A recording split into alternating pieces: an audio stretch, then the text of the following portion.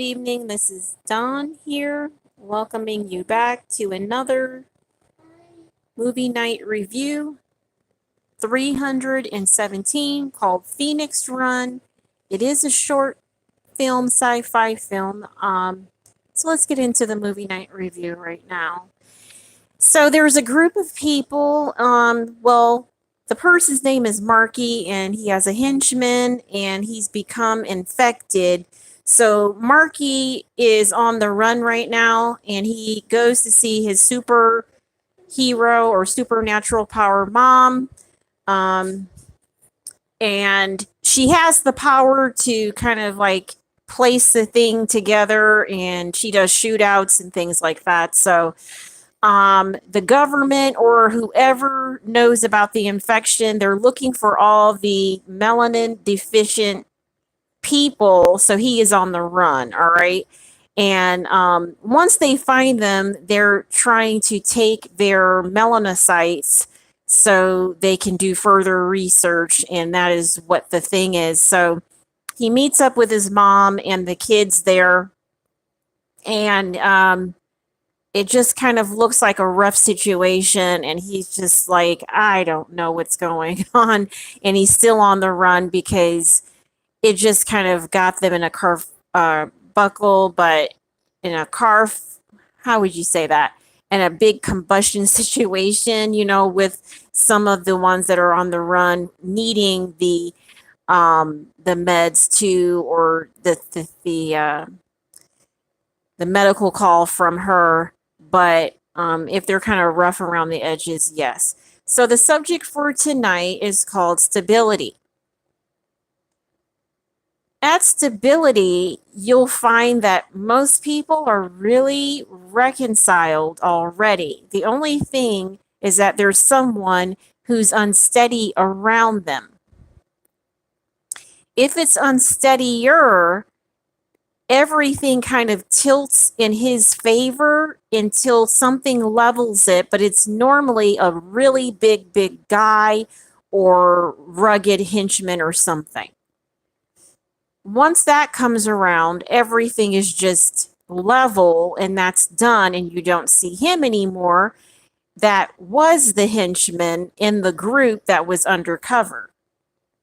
So when someone is very stability issue, everybody doesn't make a sound. They don't make a peep.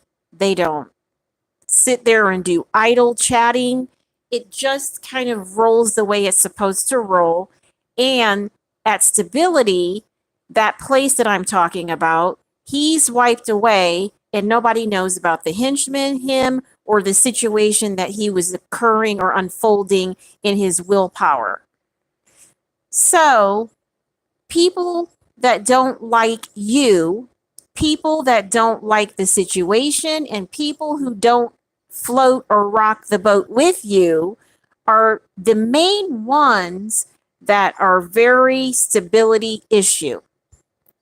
If he becomes a liability, of course, I think that might be the only liability if it's a guy that rounds up as that. Other than that, it's always either a female that's not paying attention or someone in local society that just doesn't want to do where everyone else is. And it always comes out as a normal if your stability level is at heights or very centralized in front of a lot of people or mainly in front of yourself. If he's not the reflection or the sign about it, then he's going to keep doing what he's doing. That's why I say no one's going to make a peep or do anything until it doesn't tilt as bad anymore towards that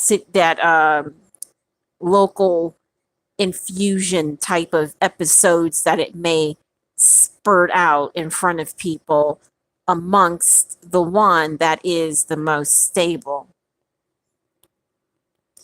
If we were to take a rhythm and say that you're just not making a lot of sense, yeah. But if we were to take ourselves, we're not going to place ourselves in a mix with it only because we're stable. And we know what we have. We have the whole thing down packed where no one has to undo it or unravel it at seeps and times, you know? So when he gets lazy, he starts to fiddle with it. When he gets low, he starts to fiddle with it until someone has to rephrase what a low is because he's that low under the norm. But it would mention the norm, and he's not that at all. Referenced you, which is norm, that has that is very down. If the henchman is walking in front of you, then he is walking on the side saying, "You're eating too much. What's wrong?" Or, "Why is your fat ass lazy?"